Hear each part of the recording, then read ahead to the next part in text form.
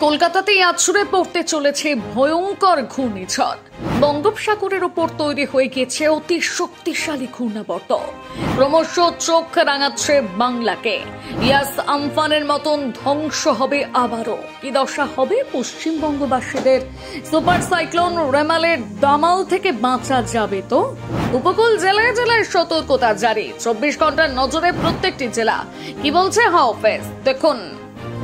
ইতিমধ্যে সকলের কাছে পৌঁছে গিয়েছে রেমালের আপডেট। বিগত কয়েকদিন ধরে বঙ্গোপসাগরে ঘূর্ণিঝড়ের অনুকূল পরিস্থিতি তৈরি হয়েছে বলে জানা যায়।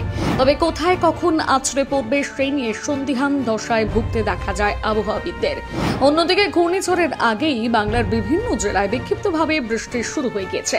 কিন্তু এবার রেমাল নিয়ে ভয়ঙ্কর আপডেট জারি করল হাওয়া অফিস। রেমালের গতিমুখ কলকাতায় হতে পারে বলে আশঙ্কা করছেন আলিপুর আবহাওয়া দপ্তর। আর যদি হাওয়াবিদগণের বাণী সত্য হয় তাহলে আরো একবার ইয়াস আমফানের তিক্ত স্মৃতির পুনরাবৃত্তি ঘটবে কলকাতাতে। বিগত কয়েকদিন ধরে আবহাওয়াবিদরা বঙ্গোপসাগরের ওপর 24 ঘন্টা নজরদারি রেখেছেন। আপনাদের আগেই জানানো হয় 22 মে বুধবার বঙ্গোপসাগরের ওপর ঘূর্ণাবর্ত তৈরি হতে পারে।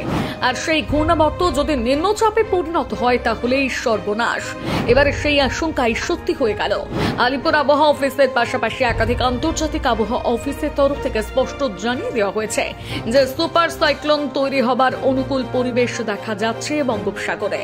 এমনকি আবহাওয়ার পূর্বাভাসের একাধিক মডেল গণনা করে দাবি করা হয় সাইক্লোন রেমাল সরাসরি আছড়ে পড়তে পারে কলকাতার বুকে।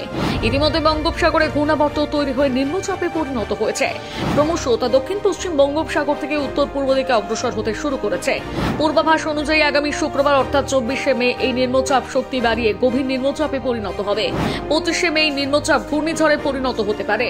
আবহাওয়াবিদদের মতে এরপর রবিবার রেমাল ঘন্টায় 80 থেকে 100 কিলোমিটার গতিবেগে কলকাতার বুকে আঘাত হানার সম্ভাবনা রয়েছে। জানা যাচ্ছে আমফানের পথ অনুসরণ করে নাকি এগিয়ে আসছে এই সাইক্লোন। কলকাতাতে আছড়ে পড়লে সবচেয়ে বেশি ভয় উপকূলীয় এলাকাগুলোতে।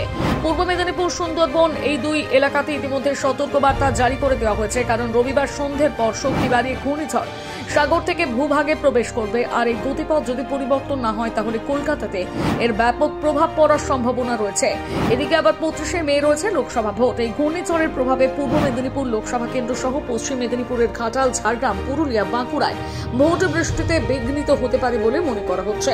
আমফানের মতন এত শক্তিশালী না হলেও ঘূর্ণিঝড়ের প্রভাব বেশ ভালোই ক্ষয়ক্ষতি হতে পারে।